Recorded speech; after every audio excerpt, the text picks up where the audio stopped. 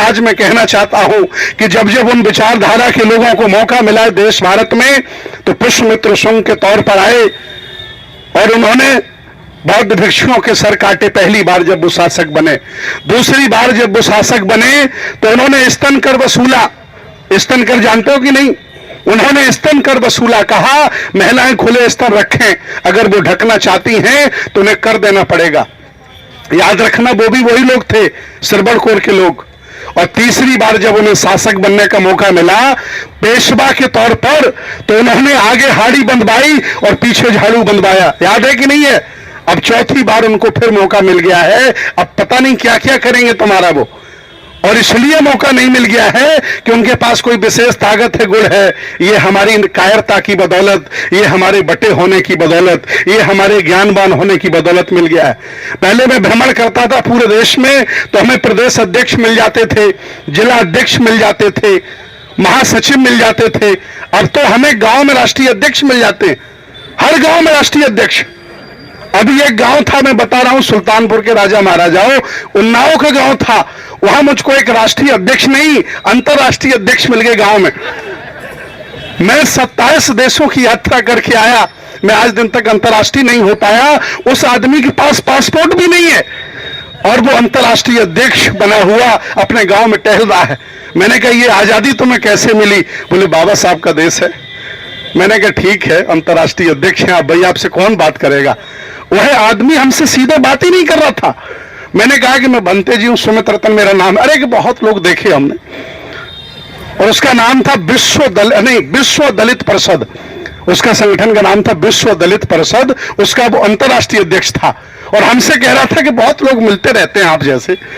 मैंने कहा वाह क्या बात है, जलवा है इस आदमी का।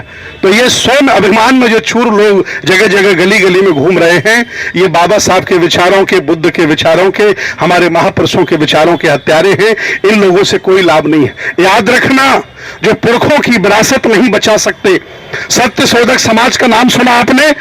ज्योतिबा राव फुले ने 150 साल पहले बनाया, आज दिन तक उसे हम चला नहीं पाए। बुद्धिस्ट सोसाइटी ऑफ इंडिया बाबा साहब ने बनाई, हमसे चल नहीं रही। आरपीआई बाबा साहब ने बनाई, हमसे चल नहीं रही। समता सैनिक दल बनाया, हमसे चल नहीं रहा। बसपा बनाई, हमसे चल नहीं रही। हम रोज रोज नए संगठन बनाने में विश्वास करते हैं। याद रखना, जो व्यक्ति पुरखों का सम्मान नहीं करता, अपनी विरासत से नहीं जुड़ता, वो कभी भी दुनिया में शासक नहीं बन सकता है। आज जितने जिम्मेदार वो लोग हैं जिन्हें तुम गालियां देते हो, हम तो अपने आप को समझ गए कि सारी जिम्मेदारी मेरी है, तो हमने तो उनको गालियां देना ही बंद कर दिया है। जितना हम उनको गालियां देते हैं, उससे ज्यादा गाली खाने का काम हमारे लोग आज कर रहे हैं। आज जो कुछ हमारी पराजय है, चाहे सामाजिक क्षेत्र में, चाहे धार्मिक क्षेत्र में, आर्थिक क्षेत्र में, राजनीतिक क्षेत्र में, उसके सिर्फ और सिर्फ हम लोग स्वयं जिम्मेदार हैं। जिस दिन हम सब लोग बैठ के चाह लेंगे, देश के शासक बन जाएंगे, दुनिया की कोई ताकत हमें रोक नहीं सकती। लेकिन खुद को चाहना पड़ेगा, किसी दूसरे के चाहने से काम नहीं चलेगा। आज मैं सुल्तानपुर की धरती पर आप सभी राजा महाराजाओं के बीच में संविधान को लेकर आया हूं, और ये लेकर के मैं इसलिए आया हूं, बाबा साहब जब वयोवृद्ध हो गए, हाथ में डंडा लेकर के चलने लगे थे, पूना में उनका भाषण था, वहां के कुर्मियों ने, जिन्हें मराठा कहा जाता है, बाबा साहब को सम्मानित किया था और बुलाया था। और वो दिनांक था शिवाजी का बर्थडे, छत्रपति शिवाजी महाराज का नाम सुना, उनका बर्थडे था, बाबा साहब को बुलाया था। और उस बाबा साहब ने, उस कार्यक्रम में बाबा साहब ने कहा था कि मैं अब लंबे समय तक जिंदा नहीं रहूंगा। अब मैं लंबे समय तक जिंदा नहीं रहूंगा, क्योंकि कोई भी यहां लंबे समय तक जिंदा नहीं रह सकता। ये संसार परिवर्तनशील है, ये बुद्ध ने कहा है। उसी समय बाबा साहब ने कहा था कि हे मेरे भारत के लोगों, मैं तो नहीं रहूंगा संसार में, चला जाऊंगा, लेकिन अगर ये संविधान तुमने 100 साल भी बचा लिया, तो तुम्हें इस भारत का शासक बनने से कोई रोक नहीं सकता है। और आज 75 साल हुए, संविधान पर खतरा मंडरा रहा है, 100 साल की छोड़िए। इसलिए अभिमान जातियों का, अभिमान संगठनों का त्याग कर विचारधारा को महत्व दीजिए और सब लोगों के साथ मिलजुल करके काम करिए। अगर ये भाव हमारे मन में आ गया तो हम संविधान भी बचा लेंगे और पुरखों की विरासत भी बचा लेंगे। मैं एक बौद्ध भिक्षु हूं, मेरा काम ये नहीं जो मैं कर रहा हूं, मेरा काम बुद्धिज्म का प्रचार प्रसार है। लेकिन मुझे लगा कि नेता टिकटें बांट रहे हो, चुनाव जीत नहीं रहे, कोई मतलब नहीं। जहां जाओ वहां कोई मतलब नहीं, अभिमान से भरे, घमंड से भरे, न मिलना न जुलना, सबकी बात बता रहा हूं मैं आपको, सारी पार्टियों की चर्चा बात बता रहा हूं। कैसे होगा? मैंने कहा मैं ही कम से कम निकलता हूं, हालांकि मुझे भी लोग बदनाम करते हैं कि मुझे फलानी पार्टी पैसा देती है। अरे नालायकों, कभी तुमने किसी को चाय पिलाई है कि हमें पैसा दे दोगे आप बताइए? जब तुम्हारा खुद का पेट अभी तक नहीं भर रहा है तो मुझे कोई पैसा दे देगा क्या? ये यात्रा बहुजन समाज के उन जिंदा लोगों से चल रही है जिन्हें संविधान की बदौलत चमक मिली है। आज जो तुम्हारे चेहरे पर चमक है वो इसलिए है क्योंकि संविधान में तुम्हें अधिकार मिला है। गांव में चले जाइए, जिसका घर बड़ा बना हो और घर में कार खड़ी हो तो जान लेना एक सरकारी नौकरी में होगा। एक होगा कि नहीं होगा?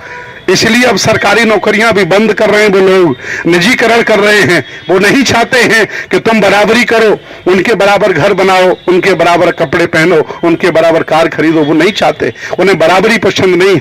इसलिए शोषित लोगों को, वंचित लोगों को, बहुजन लोगों को एक साथ आना पड़ेगा, इकट्ठा होना पड़ेगा।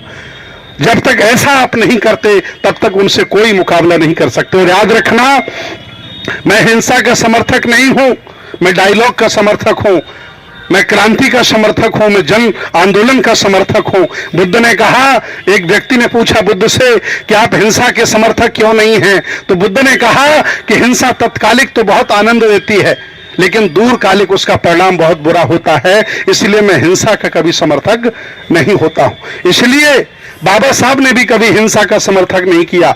इतने अपमान झेले, इतनी गालियां खाई, लज्जा उन्हें कितना ज्यादा किया गया, लेकिन कभी भी उन्होंने ये नहीं कहा कि मैं ठोक दूंगा, ये मार दूंगा, ये कर दूंगा। उन्होंने कहा कि इसका हल निकलेगा तो समस्या का समाधान करना पड़ेगा और संघर्ष करना पड़ेगा और लिखित दस्तावेज हमें देना पड़ेगा। और बाबा साहब ने दिया। आज मैं सुल्तानपुर की धरती पर यह अभियान लेके आया हूं। यह संविधान घर घर पहुंचाने का अभियान है। मैंने सपना बनाया था कि मैं लगभग 1 करोड़ संविधान भारत के घरों घरों में पहुंचाऊंगा। मैं 1 करोड़ नहीं पहुंचा पाया, मैं झूठ क्यों बोलूंगा, 25,000 तो मैंने पहुंचा दिए। और मैं उम्मीद लेके आया हूं कि आप सुल्तानपुर के लोगों के घरों में भी लगभग मैं 200-500 संविधान पहुंचा के तब मैं अगले जिले में जाऊंगा।